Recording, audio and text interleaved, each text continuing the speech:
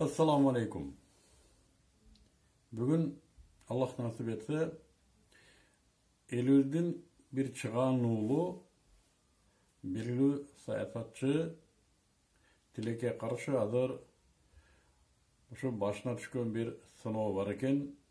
Ошосын татыктуу башынан өткөрүп жаткан биздин дагы bir ошо элдин уулу болгон Sadır Japarov жөнүндө bir-эки ооз сөз айткым келди.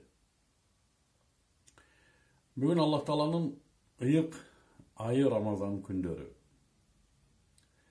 Билесиңер, барган сайын ушу биздин элдин мындай bir гүлү катары, каймагы катары элестете турган уул кыздары бар болсо, барган сайын ушулардын бардыгы сейректеп бараткандай сезиле баштады мага.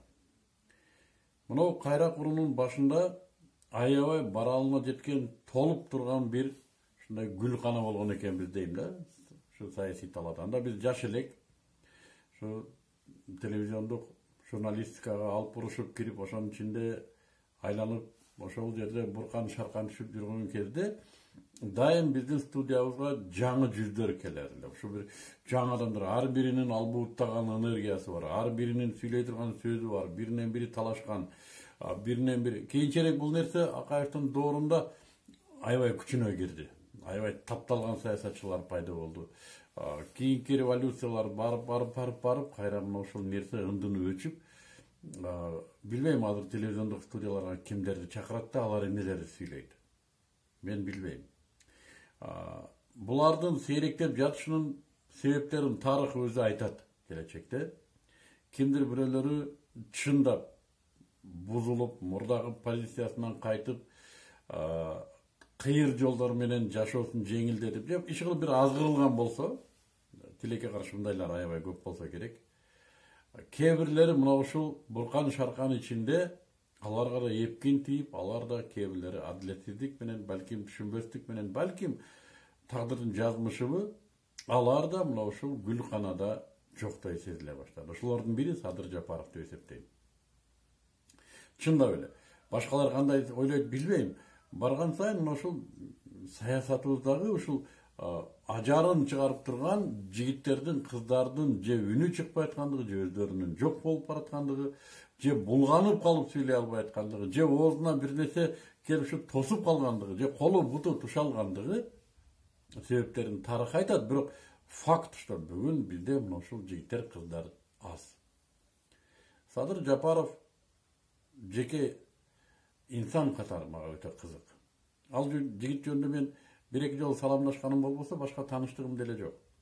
Бирок саясий майданда кылып аткан иштери, буга чейинки жүргүзгөн муну чыны кыргыздык мүнөзү аябай мен өзүнө мындай bir тартчу да, кыргыз мүнөз жигит.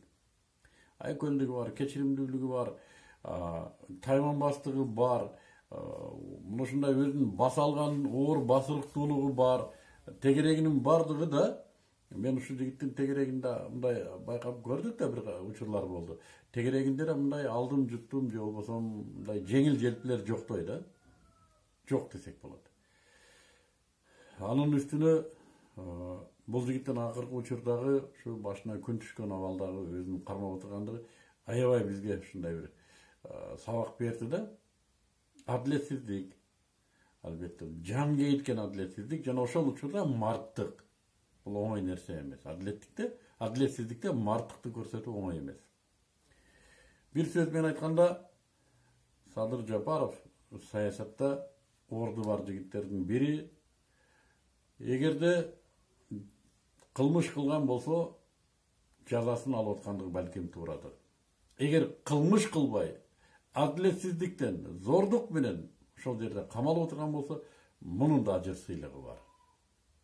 Балким бул Садыке үчүн акыретине да, бул жашоосуна да аябай зор пайдасы тиер. Мен тиет деп да ишенем буга. Эч нерсе жөн жайынан болбойт бул жашоодо. Бүгүн ушу ыйык Рамазан күндөрү Садыкеге мен аябай ушундай бир чын жүрөгүмөн, ушу бир тууганы катары, мекендеши, жердеши катары каалоом. кырдаал дайым бир нерсени сүйлөйт, мен ушуну айтам. Балким ушул кырдаал сизди курчутуп, сизди дагы да болсо алдыга чоң ушундай толкун ташкындарга даярдап аткандыр.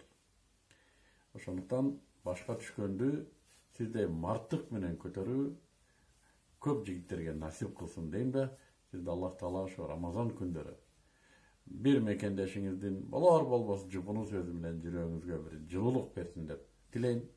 Аллах Таала да алдыңыздагы аябай көп нерселерди, аябай көп жакшылыктарды тартуулайт. Мен буга ишенем.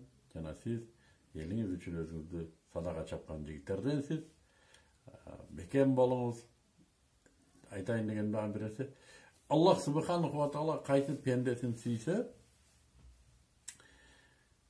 периштелердин айтат экен, ey периштелер, карагыла мына пендемди мен сүйдүм, силер да сүйгүлө, адамдарга да буйругула сүйсүн деп. Эгер кайсы бир пендесин жек көрсө, Аллах Таала периштелердин айтат экен, мен муну жек көрдүм, силер да жек көргүлө, адамдарга буйругула, алар да жек көрсүн. Кээ бир саясатчылар бар, адамдарга акчаларды чачат, ушу иштеп эле аткандай бир нерселер кылып эле аткандай, бирок Аллах Таала жек көргөндүгү үчүн го адамдар да жек көрөт, караңыздар. Жаман көрөт ушуларды.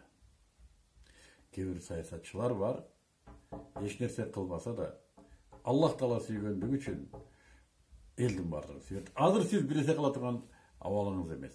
Ошого карабай, мен ушу социалдык желеден деги эле адамдардын сөздөрүнөн байкайм, сизге болгон аябай зор бир мухаббат бар. Буну биз куттуктоо менен, суктануу менен белгилейбиз. Жана Аллах Таала сизди Аллахтын сүйүүсүнөн, элиңиздин сүйүүсүнөн кур койбосун. Үй бүлөңүзгө тынчтык берсин. Ушул Рамазан сизге эң жакшы Рамазан айларынан, эң мына ушундай алгылыктуу ийгиликтердин башатынан кылып берсин Аллах Таала. Сизге тынчтык каалоо менен мен Муктей Арстанбек. Assalamu alaikum.